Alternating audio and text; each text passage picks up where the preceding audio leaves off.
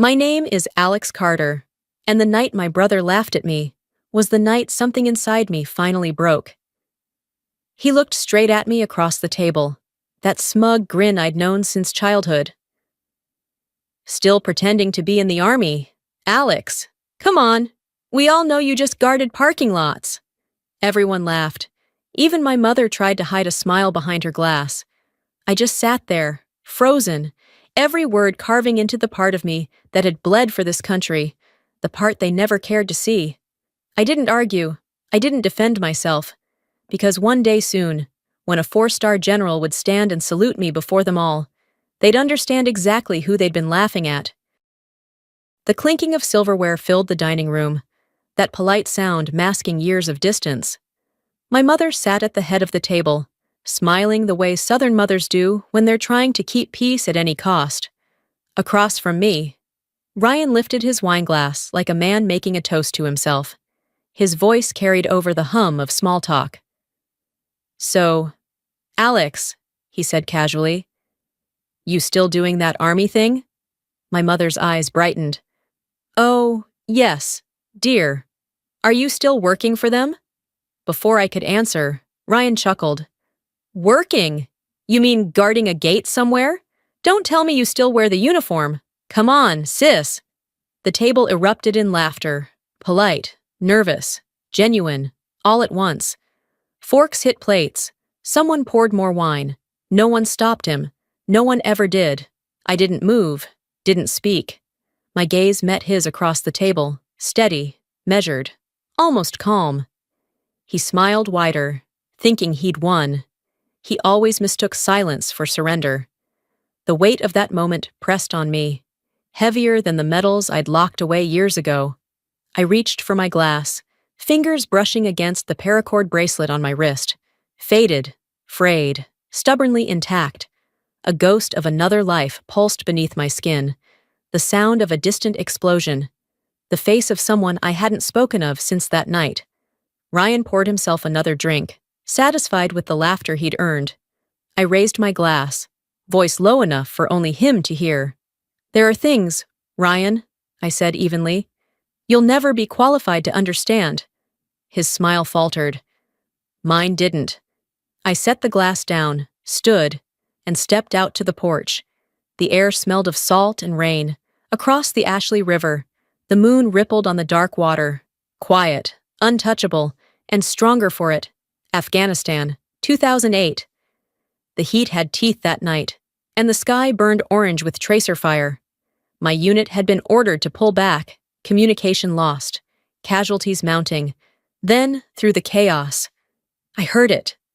A voice, young, terrified. "Help! Somebody's still in there!" Every instinct said to keep moving, but something stronger pulled me back. I ran toward the wreckage of a burning armored vehicle, the air thick with smoke and sand. Inside, a soldier was trapped, his uniform half burned, his face barely visible beneath blood and soot. I dragged him out just as the second explosion hit. The blast threw me onto the gravel, ears ringing, world spinning. When I opened my eyes, he was breathing, barely, but alive. His name tag caught the last flicker of light before going dark. Evan Dalton, by dawn.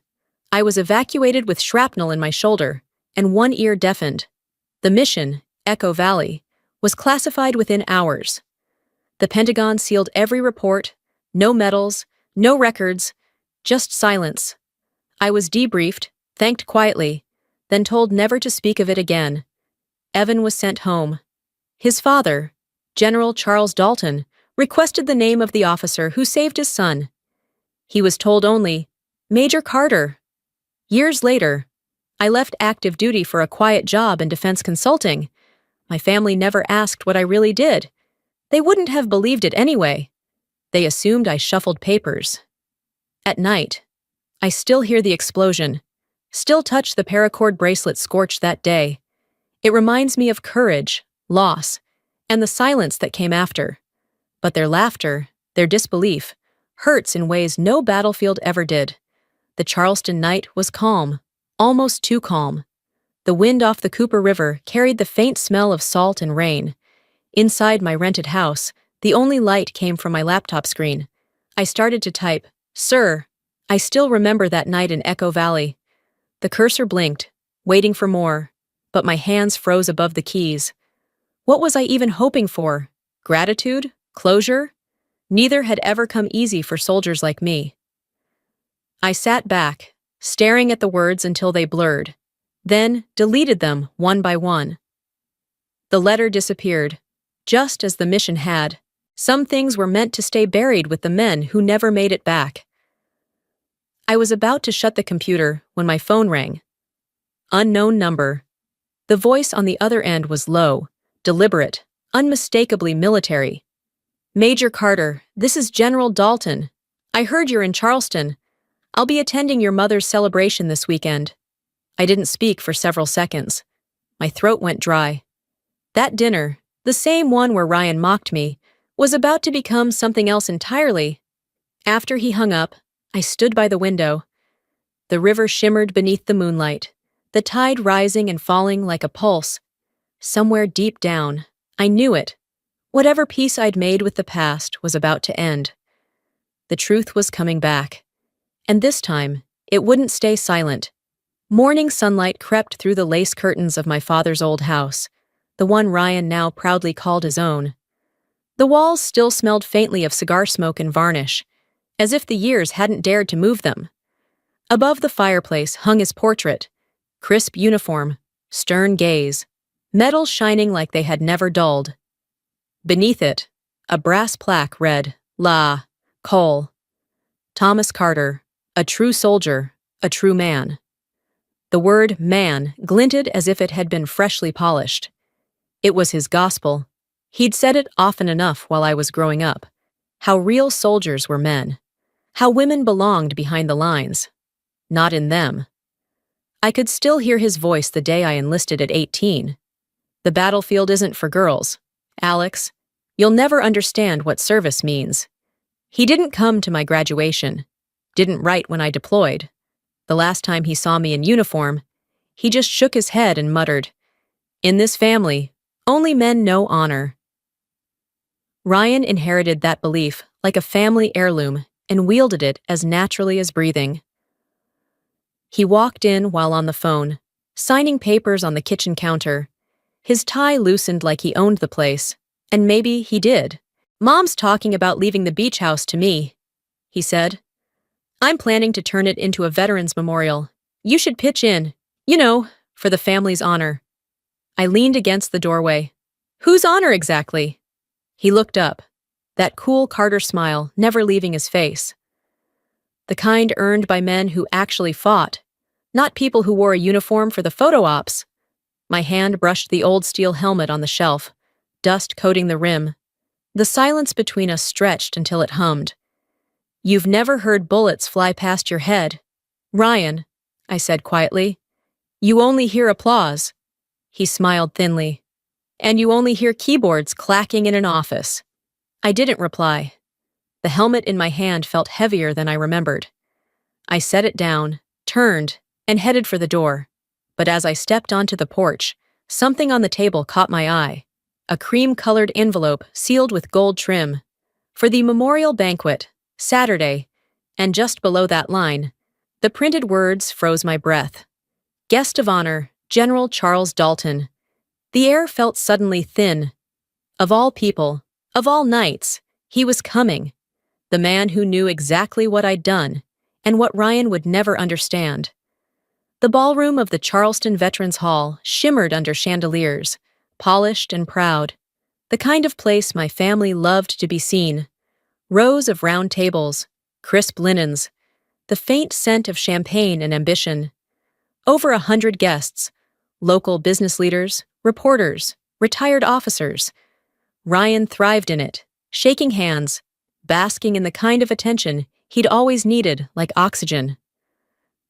I sat near the back, my black suit simple, unadorned. The medal that mattered most stayed hidden in my pocket, at the front.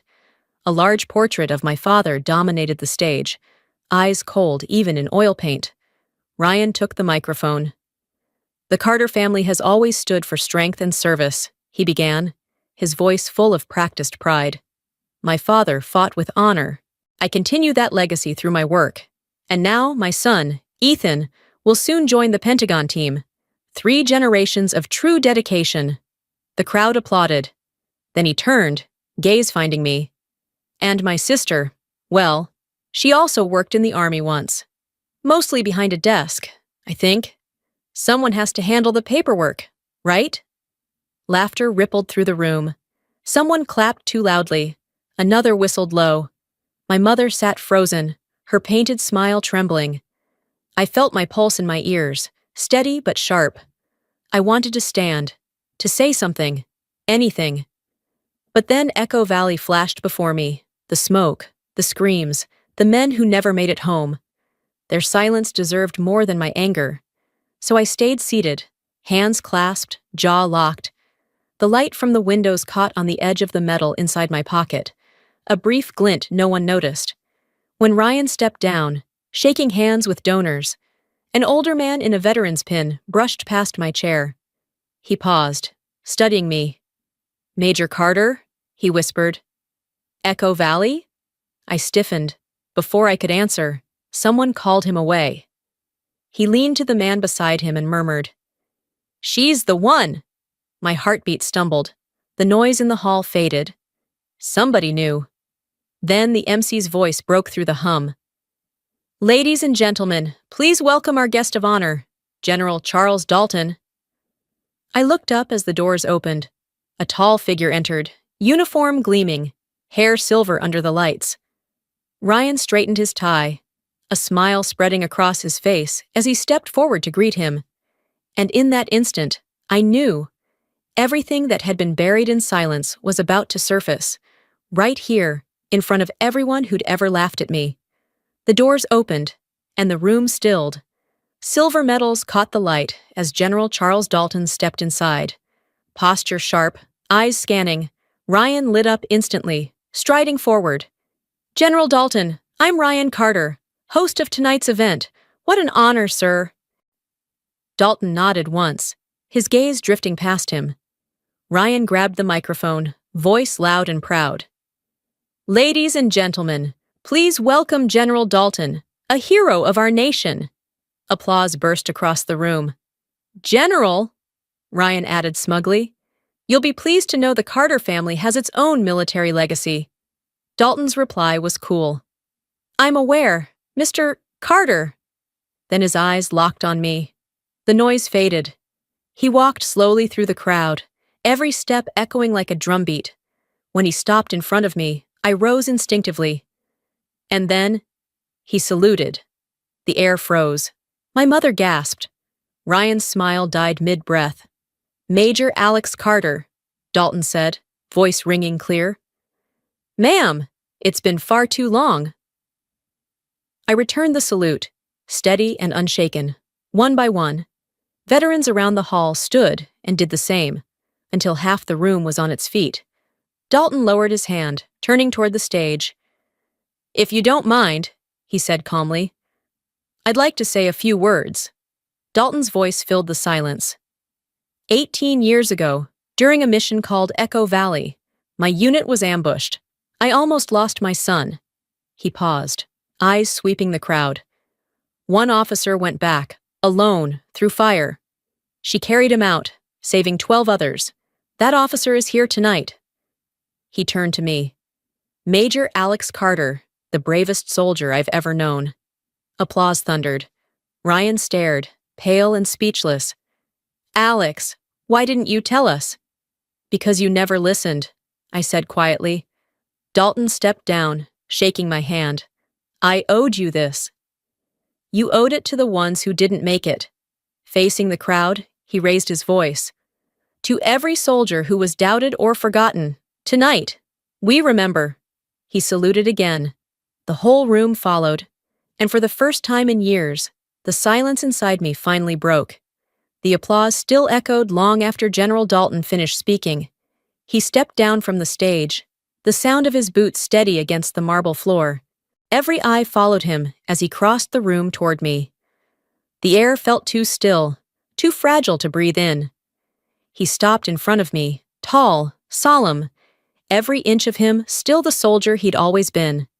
Then he extended his hand.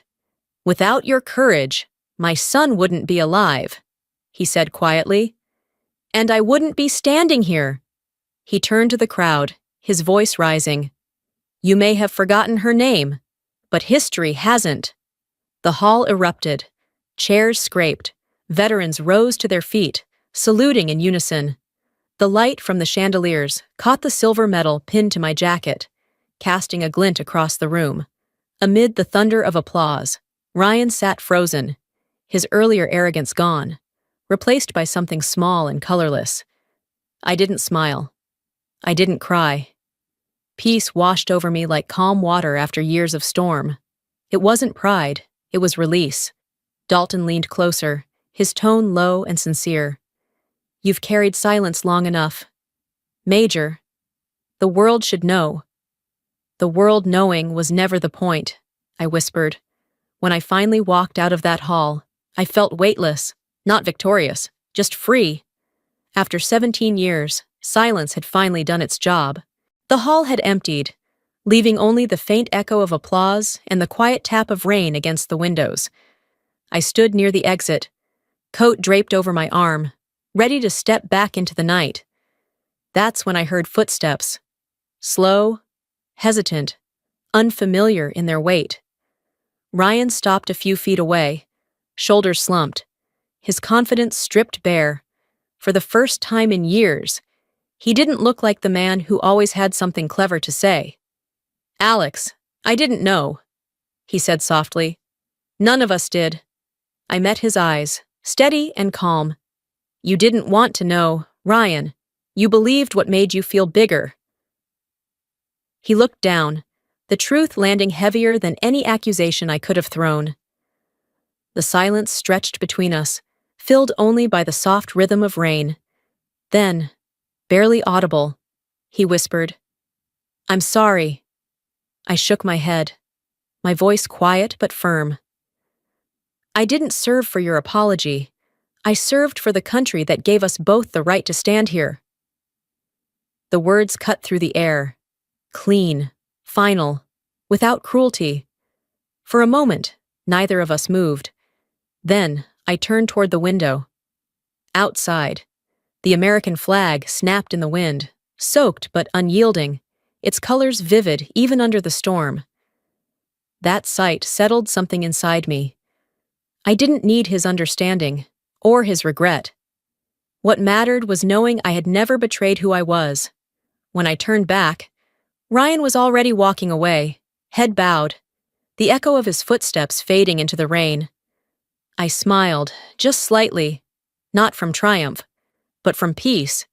There was no victory to claim, only the quiet freedom that comes when you finally stop carrying the weight of being misunderstood. That night, I drove along the quiet Charleston coast. The sea stretched out like dark glass, the air sharp with salt. The storm had passed, leaving the sky bruised but calm. Streetlights flickered along the boardwalk, their reflections trembling on wet asphalt. It felt as if the whole city was breathing slower, resting after holding its breath for too long. I pulled over near the dunes and walked down to the sand, shoes in hand. The wind carried the sound of waves breaking in rhythm, steady, certain, unbothered by human noise. Sitting there, I reached into my jacket and pulled out a small metal box. Inside was an old photograph of 3 faces I would never see again, and beside it, the silver medal that had survived both fire and silence. I placed them gently on the damp sand where the waves could reach. The water rolled in, kissed the edges, and slipped away. My phone buzzed. A new email from General Charles Dalton, subject, Veterans Recovery Program. "We're launching it next month. I want you to lead it." A quiet smile tugged at my lips. Even now, he was still honoring the unspoken, the kind of strength that didn't demand attention. The wind rose, carrying the echo of my father's voice. "Only men understand honor." I looked toward the horizon and whispered, "You were wrong, Dad. Honor never cared about gender." I stood, letting the waves swirl around my feet. The paracord bracelet, the last remnant of Echo Valley, slipped loose. caught the moonlight once, and drifted out to sea. I didn't reach for it. Some memories aren't meant to be held forever. The moon hung over the water, its reflection glimmering against the metal, still in my palm. I breathed deeply, the air tasting clean for the first time in years. The country remembers, I murmured, a smile breaking through. Even when family forgets. The tide rolled in, soft and endless, erasing my footprints one by one, and the night closed in, peaceful, proud, and utterly free.